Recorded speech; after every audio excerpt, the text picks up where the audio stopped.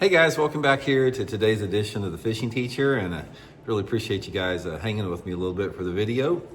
And guys, today we got a video on one of my favorite ways to catch a bass, and we're going to be talking about floating worms today.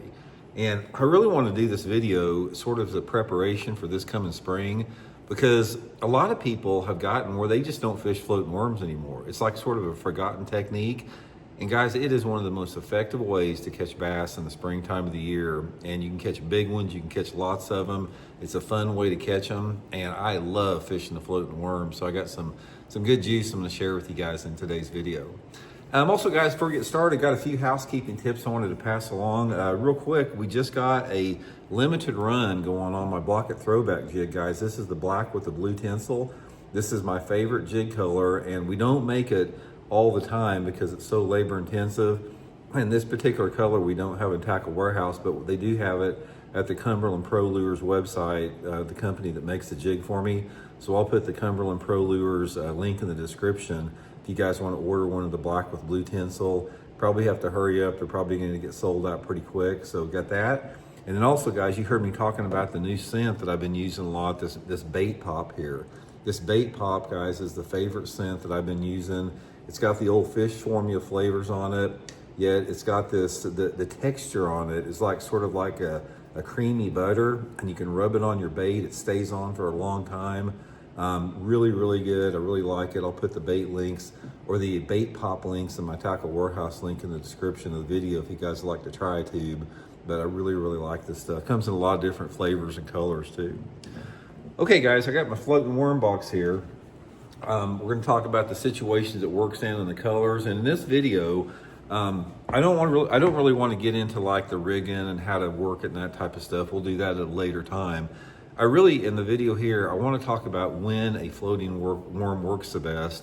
And I want to also talk about the colors to use, because the colors in a floating worm, as you can see, they tend to be bright colors, and there's a lot of different ones out there. And each color, there's a certain situation that certain colors work in better than anything else. So I sort of want to go through my favorite colors here and sort of tell you when I get them. And also guys, I will put my Zoom trick worm link. Every floating worm that I have is a Zoom trick worm. They come in a lot of different colors. So I'll have my trick worm link in the description if you guys would like to get some using that link there. Okay, here's when a floating worm works good. I have narrowed it down to a pretty small window when you can catch them on it, because like a lot of different lure categories, a floating worm has a small window where it's really, really effective. For me, it's all about water temperature. It's not as much about water clarity as it is about water temperature in the springtime of the year. In my opinion, when you're fishing a floating worm, there's a 10-degree range. That 10-degree range is 60 to 70 degrees.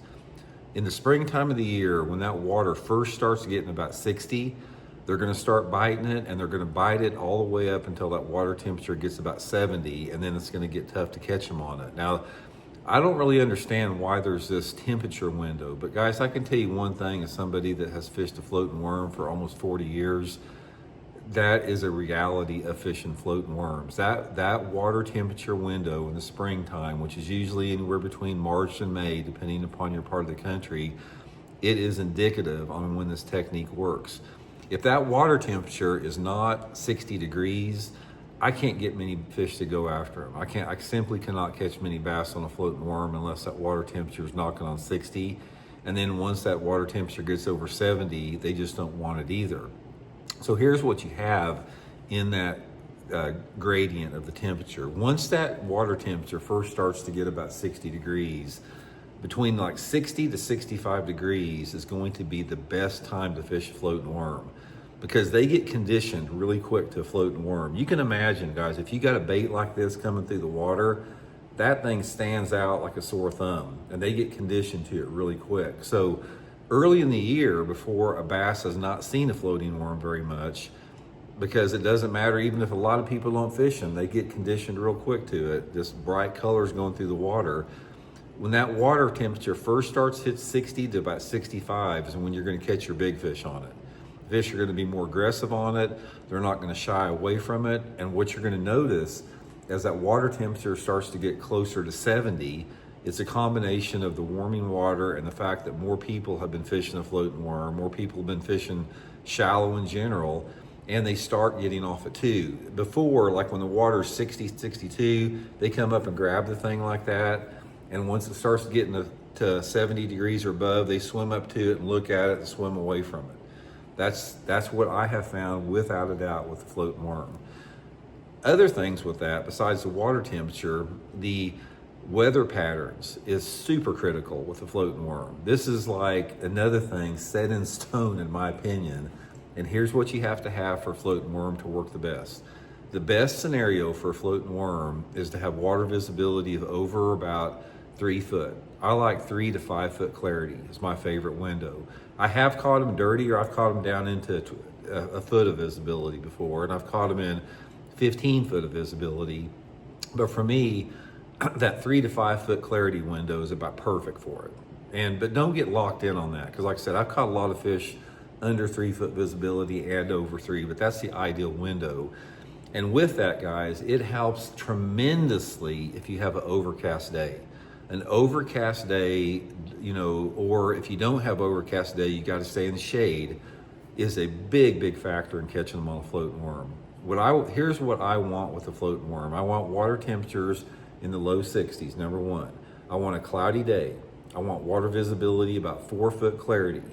And I prefer to have some type of a day where there's not a lot of wind, simply because I can read the bait. I can see it coming through the water, and if I have a fish following it, I can react to that fish. I don't really like to fish a floating worm if it's really windy out. I like a little bit more of a lighter wind condition. So perfect condition for me would be something like middle of April, water temperature 62, 63 degrees, 4 or 5 foot of clarity, got a nice cloudy day with not much wind. I can assure you guys you're gonna rip them on a floating worm in those conditions. Now, floating worm fishing is not near as good on a sunny day. That's why sometimes in the springtime of the year, you can catch them on it on a sunny day, but usually it's early in the morning when there's some shade up there. But on a sunny day, they just don't bite it as good. You can still catch them on it, don't get me wrong, but the fishing gets a lot tougher.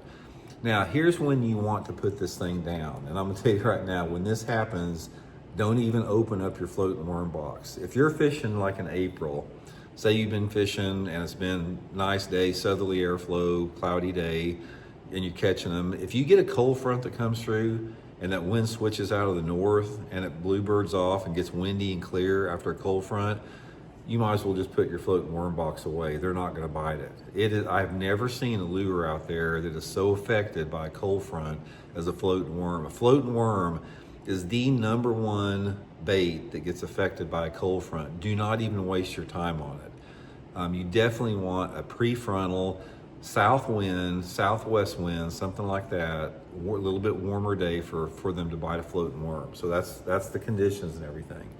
Now the colors, let me go through some of my favorite colors here and I'll show you. 2 of my favorite colors right off the bat is either the white or the chartreuse.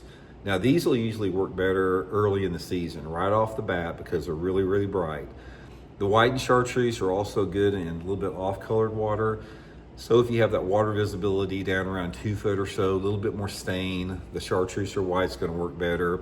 And also if you get a day like it's raining out, really dark, overcast, rainy day, chartreuse or white's gonna work really good for that. Along those same lines a little bit, which is very close to it, is a bubblegum. The bubblegum worm is gonna work in those same conditions, a little bit lower light, but a bubblegum will start working a little bit more if you have, it doesn't have to be like cloudy and rainy or super off-colored water. It works a little bit better. The water's a little bit cleaner or, partly cloudy skies. Bubblegum is also a really good worm to fish wacky style. My favorite overall is the old school methylate. Methylate is a really good bait if the water is super clear, and it also works good in a little bit brighter conditions. So the methylate is one of those baits that'll work. Say if you have a partly cloudy day, you can throw it like in a shade pocket and catch them on it. If it's cloudy, I want really clear water with methylate. I don't like using the methylate if the water has a little bit of color to it, if it's cloudy. But if I've got water visibility that's like super clear, like over 5 or 6 foot clarity, the methylate can work pretty good on a cloudy day. But on a cloudy day, the methylate sort of disappears. You can't see it very well in the water. So I really like the methylate in a little bit brighter conditions.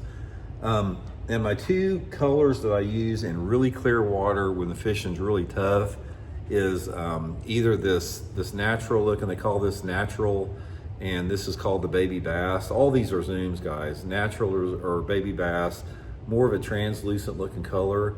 These are going to be really good in really clear water, especially if you got some brighter light conditions. So the baby bass or the natural would be one that I would use, say if the water visibility was 5 or 6 feet clarity and you got a bright day out, it's partly cloudy or sunny day, maybe not a lot of shade, but that would be something like that. They just don't shy away from it quite as much. But anyway, guys, that's just a brief little seminar on the colors and when they work. We'll do another video down the road on as far as setting it up and how to put action on it, probably within the next couple weeks. But I just wanted to pass that along, guys, because if you've never fished a floating worm, man, just try it. It's like it's one of the most funnest ways to catch a bass. And most of the time, or 90% of the time, when I fish my floating worm, I keep it in sight. I keep it shallow enough, high enough in the water column where I can see the bait. So it's almost like a topwater strike when you get a bite on the thing. Super fun bait to fish. So anyway, I hope it helps you guys. We'll talk later.